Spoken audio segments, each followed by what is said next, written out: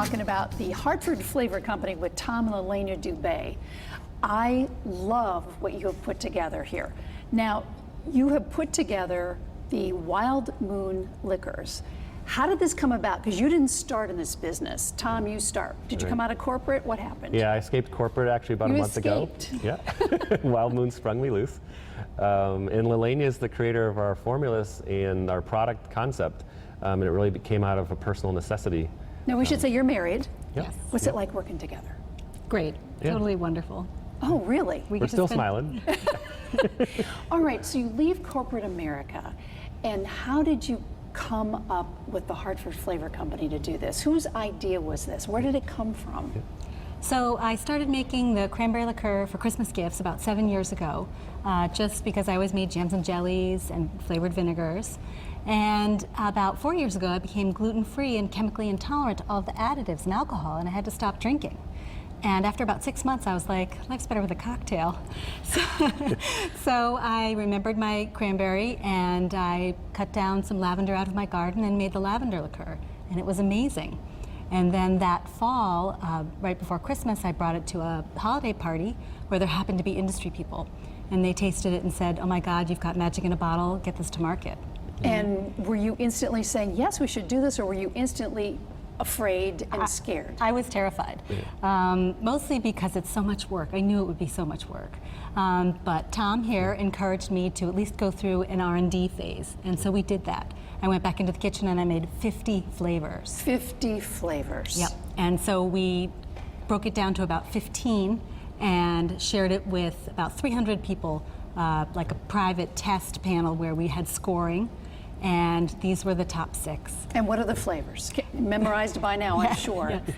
We have cucumber, rose, lavender, birch, chai spice, and cranberries are seasonal.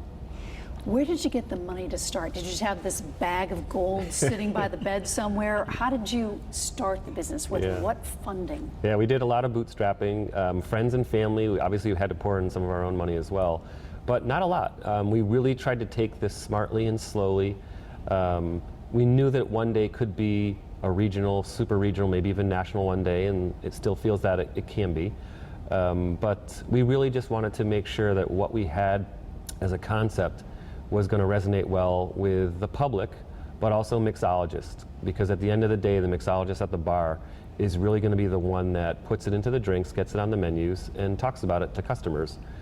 So we, as part of the R&D that Lelania talked about, we literally got product out when they were in just no-name little bottles to about 12 or 15 top-notch mixologists around the greater Hartford area, our backyard, and had them play with it. And we had that feedback come back in, and it was glowing. So we said, you know what? We think we have something here, and we should just keep moving forward. It founded in 2014? Yeah.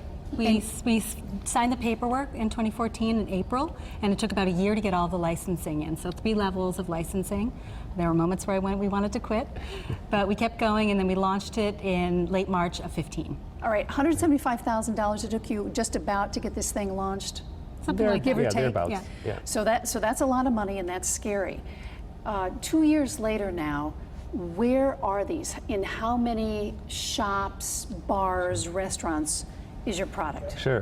Crisscrossing Connecticut, about 450 locations between package stores and restaurant bars. Wow. We just launched Rhode Island about a month ago. We're already in about 50 locations there.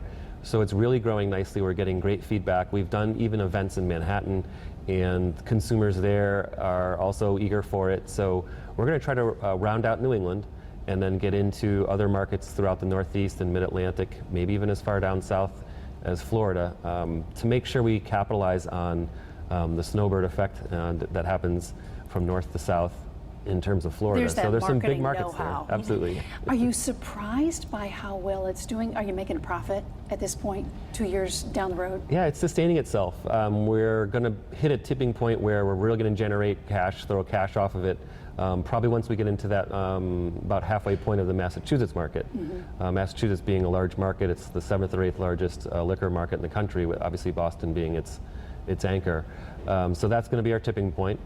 And we're getting outreach from all over the country, and even from as far as China and Australia and Does that points give you throughout the UK. goosebumps? It's like you built this thing and it's working. You employ 10 people? Right.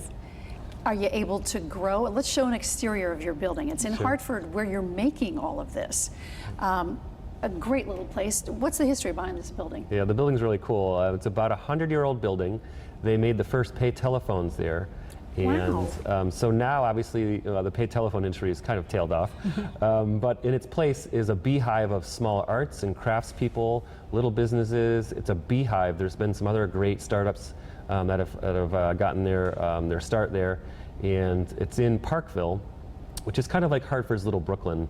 There's a great variety of shops and businesses and other entities that are It's regrowing the state. Yeah. Your business is regrowing the state. Yeah. Let's take a look at the tasting room, which must be very popular.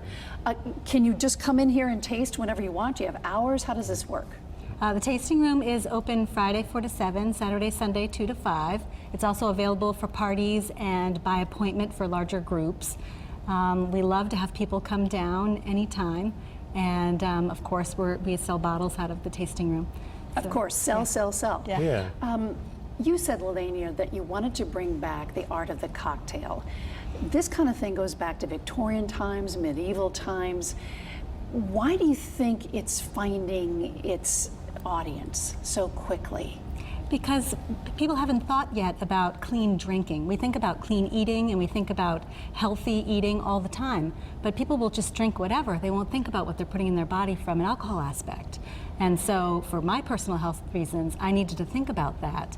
And so I know that there are more people, and people at almost every event tell me, thank you so much for doing this because now I can drink too. So you're kind of replacing the champagne event at weddings with this stuff, which is 40 proof, we should say, right? Right. Yes. So it's just a little moment that you're putting in the champagne, right? Absolutely, yep.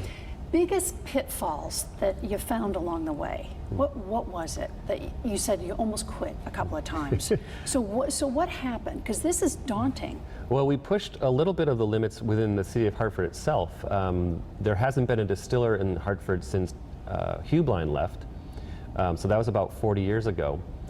The building codes, the fire codes, the zoning codes all had to be vetted against where our establishment is, where our facility is. And so it took some effort on the city's part and our part to interpret things, and that was a little bit of a struggle. We probably have the most expensive flame retardant paint in the world that had to go into our space. Walls had to be built. So all this kind of pushed the limits of the city folks. We persevered through it, and it's great on the other side now, but it was a challenge. How many through some of it. bottles are you doing a month? We're doing about 1,500 bottles a month, and that comes with seasonality though. So last year we created 5,000 bottles of cucumber in about a 2-week window because the cucumbers that we're using are fresh Connecticut cucumbers. Wow, that's great. They're coming off of farms obviously in a very narrow period of time. So we really had to push hard. We did the same thing with cranberry. The cranberries are fresh from Cape Cod. They have a limited harvest as well. So we had to really push seasonally hard on those two in particular. Tell me about the flavors and the ingredients that go into these.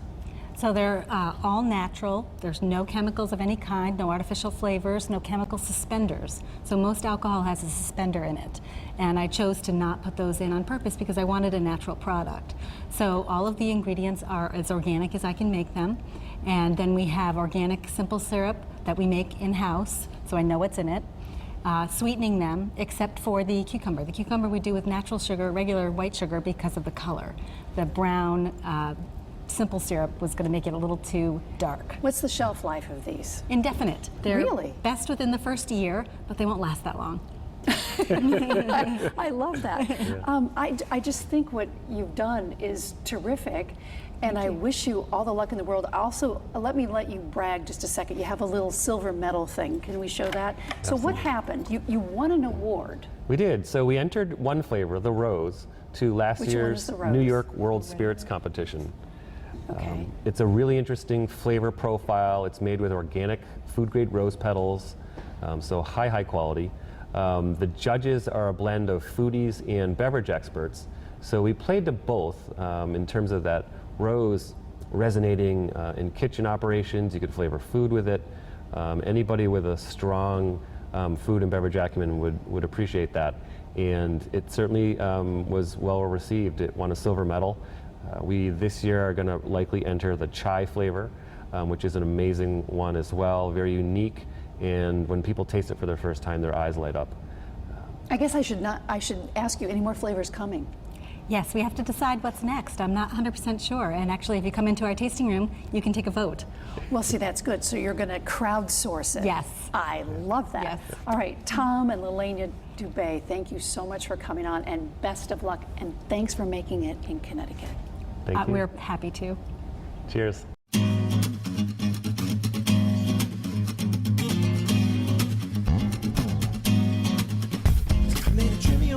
When we're missing, who's this girl I spend all night kissing? And if was right here, then who else is missing? Got a little sidetracked if I'm so wishing I find the keys to the door, but it's also a metaphor. Need to keep locked in the grocery store of my mind, just to save time. I'll skip right ahead to the last ride. The harder we look, the less we can see. Don't you know, you know, you know